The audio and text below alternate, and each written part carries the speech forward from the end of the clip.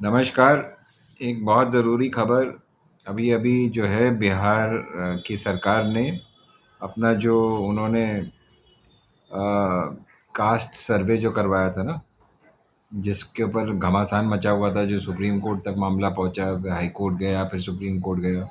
तो उसकी रिपोर्ट जो है उन्होंने रिलीज़ कर दी है और वो रिपोर्ट इतनी इंटरेस्टिंग है, मैं आपको थोड़े से उसके वो आंकड़े बताता हूँ।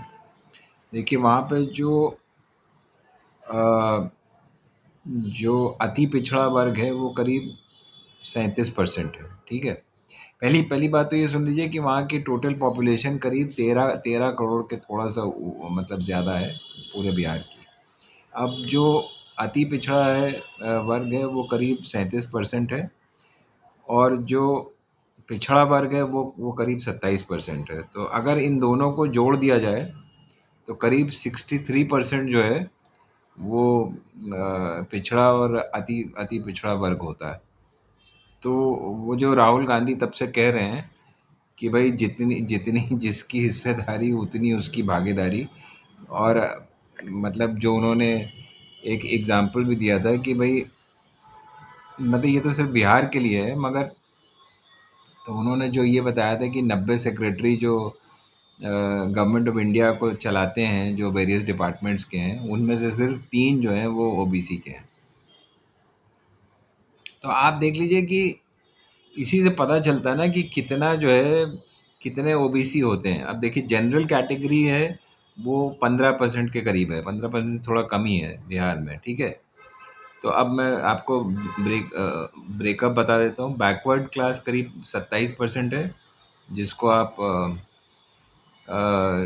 मतलब पिछड़ा कहेंगे। और जो अति पिछड़ा जिसको ओबीसी आप कहेंगे वो 37% है। तो टोटल मिला के जैसे मैंने आपको बताया करीब 63%। जो एससी कैटेगरी है, ठीक है, वो करीब 19% के आसपास है। और जो शेड्यूल्ड ट्राइब्स हैं वो करीब 2 से 3% है।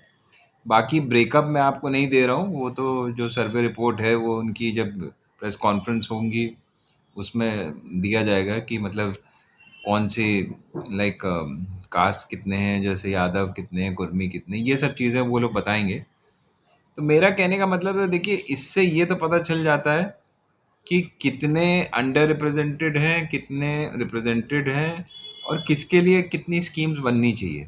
सीधी सी बात ये है कि देखिए अगर आप स्कीम्स इनके लिए नहीं बना पा रहे हैं, यही बात है ना कि अब जैसे आप अब ये रिपोर्ट आ गई तो इससे ये क्लियर हो जाएगा कि देखिए किसको मतलब हर एक के लिए स्कीम्स तो देखिए सबके लिए लागू होती हैं, मगर जिसकी हिस्सेदारी ज़्यादा है, जिसकी भागीदारी भी ज़्यादा होनी चाहिए, जिस जो इस स्टेट में ज़्यादा हैं, मतलब नंबर जिनका जैसे 63 के परसेंट के करीब पिछड़ा और अति पिछड़ा वर्ग है। तो इनके लिए कुछ तो इनको लाभ पहुंचना चाहिए ना, सर्विस में लाभ पहुंचना चाहिए इनको, और नौकरी में होना चाहिए, और कई चीज़ें हैं मतलब जैसे सरकारी उसमें होना चाहिए, पॉलिटिक्स में होना चाहिए, हर चीज़ में इनको लाभ मिलना चाहिए। बाकी कैटेगरीज भी हैं उनको भी मिलना चाहिए, मगर जो ज़्यादा है उसको थोड़ा ज़्यादा मिलना चाहिए। बात सिर्फ यही हो रही है तब से। तो इससे देखिए जो राहुल गांधी भी कह रहे हैं कि भाई ये कास्ट सेंसस रिपोर्ट जो देखिए जो इन्होंने कांग्रेस गवर्नमेंट ने करवाई थी 2014 में, उनकी सरकार चली गई, वो रिपोर्ट हो मतलब कंप्लीट है, उसके उसके आंकड़े नहीं ये लोग जारी कर रहे हैं। ये मोदी सरकार अगर ये लोग शुरू में ही जारी कर देते तो उसी उसी हिसाब से, जैसे मान लीजिए ओबीसी मान लीजिए 45% 50% आता पूरे देश में, क्योंकि सर्वे पूरे देश का हुआ था, मतलब कास्ट सेंसस रिपोर्ट जो हुई थी उस टाइम कांग्रेस के टाइम पे। तो उसी उसी हिसाब से इनको मतलब मतलब भागीदारी मिलनी चाहिए थी। यही राहुल गांधी कह रहे हैं कि भाई वो कास्ट सेंसस जो हम लोग ने कराया था, कांग्रेस ने, वो इसीलिए करवाया गया था कि जिसकी हिस्सेदारी है वो उतनी भागीदारी मिलनी चाहिए। और देखिए ये अभी जो मोदी सरकार चल रही है इसमें यही यही फ्रॉड ये कर रहे हैं। अपने अपने सरकारी विभाग में नहीं मतलब उनको दे पा रहे हैं। बताइए सिर्फ 3 लोगों को, सिर्फ 3 ओबीसी को इन्होंने मतलब सेक्रेटरी के लेवल पे लिया हुआ है।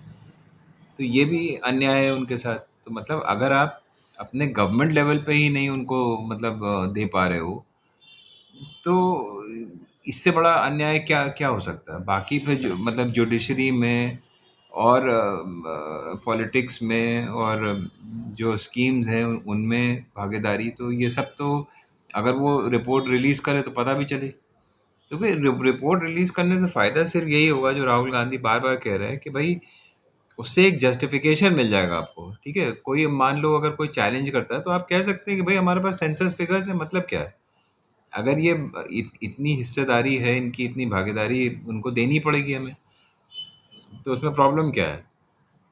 तो इसलिए जैसे कहीं भी अगर मान लो ये लोग उनके लिए कुछ जारी करते हैं, रिजर्वेशन जारी करते हैं या उस कास्ट सेंसस के बेसिस पे उनको नौकरी देते हैं और कोई चैलेंज करता है, तो सरकार कह सकती है कि भाई ठीक है, हमारे पास फिगर्स हैं उसको बैक करने के लिए, तो हम उनके लिए कर रहे हैं और ये हमारा राइट है।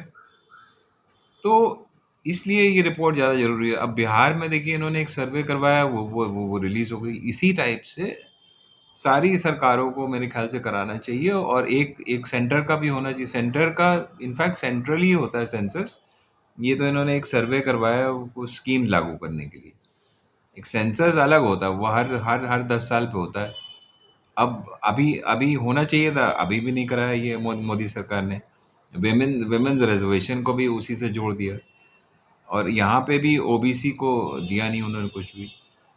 तो ये सारी चीज़ों से सीख लेना चाहिए और एंड आई होप कि अब बिहार गवर्नमेंट जो है इस पे एक्ट करेगी और वहाँ इलेक्शन होने से पहले जो है वो जितने पिछड़े और अति अति पिछड़े हैं और बाकी जो भी हैं उनके हिसाब से उनको जो है उनका हक दिया जाएगा। जय हिंद, जय भारत।